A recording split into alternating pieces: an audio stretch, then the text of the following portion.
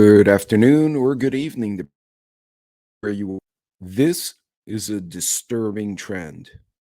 I'll be right back and let's talk about that.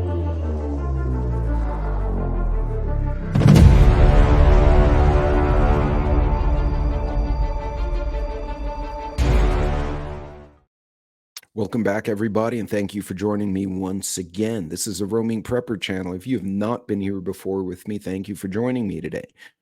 Typically, I like to talk about current events going on because knowing the political and the socioeconomic factors in your environment will give you an informed decision matrix for how and what you do to prepare for yourself.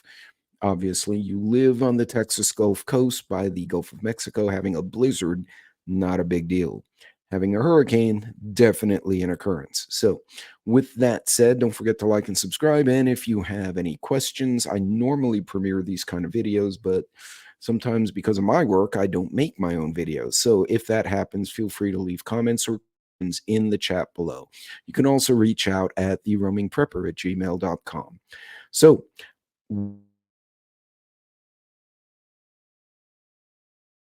trend?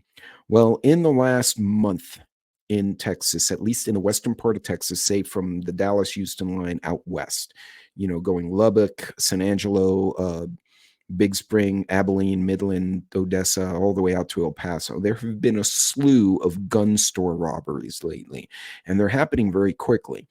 What's even more concerning is that by the time police get there, these thieves are gone. Now, it's not uncommon in a big city like Houston to have some gun stores get broken into. Happen. Typically, the requirement, if I read it correctly, and again, you feel free to fact check me, I gave it a very quick cursory view.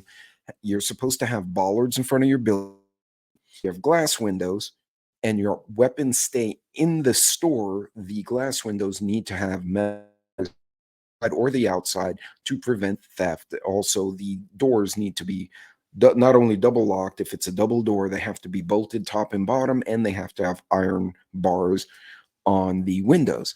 The rest of the building should be of masonry. Now, you would think some gun stores actually have safes in a back room. So at the end of the day, they take all their guns instead of leaving them on display and making the whole building a big safe. They have a safe room, and the firearms go to the back room secure, and typically same requirements.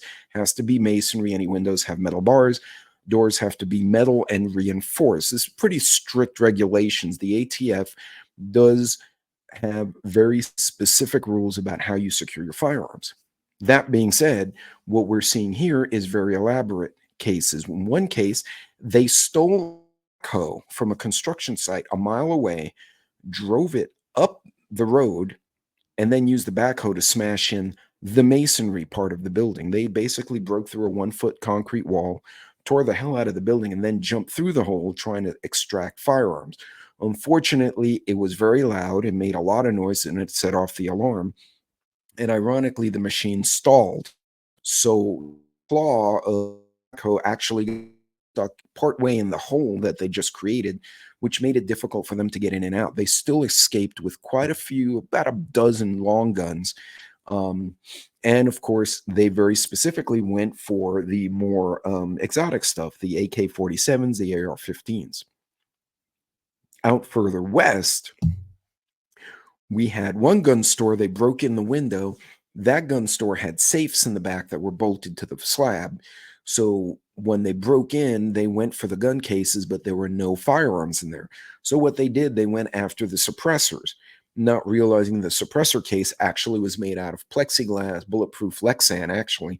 And they battled to get that thing open and were not able to do so. They made a mess of the store. They tried to kick in the back door, but they were unable to do that as well. And they managed to get to one smaller safe. They could not open it. The alarms were going off, and they bailed out before law enforcement got there.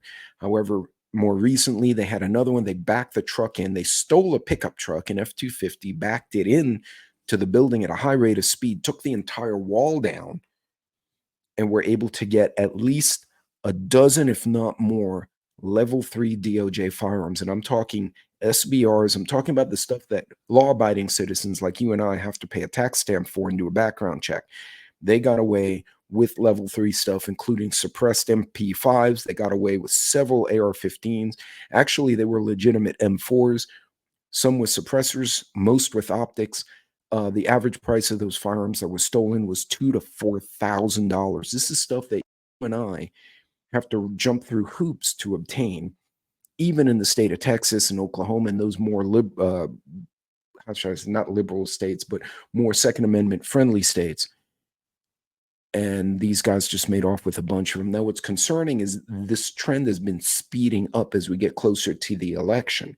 Now, in light of the fact of the recent terror attack in Turkey, which I'll probably cover in another video, this concerns the hell out of me. We always worry about that October surprise. In the past, it was, oh, this guy had an affair. This guy had sex with the intern. That person cheated on her husband. Now it's, well, are we going to have Al Qaeda or maybe TDA or some other entity that we've allowed through our border shoot up malls in all 50 states all at once? We don't know. And the problem is, control the border. We have 50-ton cocaine shipments coming in. I'm pretty sure they can sneak Kalashnikovs in too. So we don't know what to expect. The bottom line is this is super concerning to me, considering that many of the Tren de Aragua people are actually affiliated with the Venezuelan military, just trained by the and Russian militaries. So some of these guys are actually well trained. They know how to do cover fire. They know how to move by bounds. They know how to move by squads and suppress. That's concerning. That's something not only most of our law enforcement is not capable of dealing with on a day-to-day basis. A lot of civilian, even former military and guardsmen, like many of us, we're going to struggle. Quite honestly, as much as I train and as many competitions as I've gone to, if I have 4 TDA guys kicking my door with automatic weapons, I probably will not live to see the morning. Now, will I fight? Certainly. Will I smoke 1 or 2 of them? Probably. But I probably won't live to see the morning. That concerns the hell out of me. So pay attention in your area. We're seeing a slew of them down here. We're seeing a lot in Arizona and New Mexico. The problem is the bad guys don't stay there. They're going to go somewhere else to do more damage if that's their intent. Pay attention to your surroundings. Watch for trends in your area, because that's going to how you may need to prep or what a potential threat may be developing in your area if you know these things. In any case, folks, I'll leave you with that. Very concerning, certainly worrisome to me, especially considering the type of artillery these guys got away with. Stuff that, even with my background and all the checks and all the licenses I have a hard time getting, and it's super expensive for me. And they ran off with them. I'm hoping the cops find them. They were hot and heavy on the case, but we'll see, because now we've defunded the law. And in many cases, they don't have the capacity to deal with this anymore. In any case, God bless, Godspeed. Watch your six and watch your people. And most importantly, be ready to fight or flee, depending on what's going on and what your situation is at the time. Until then, Godspeed, God bless. And you guys take care of each other out there. I will see you later.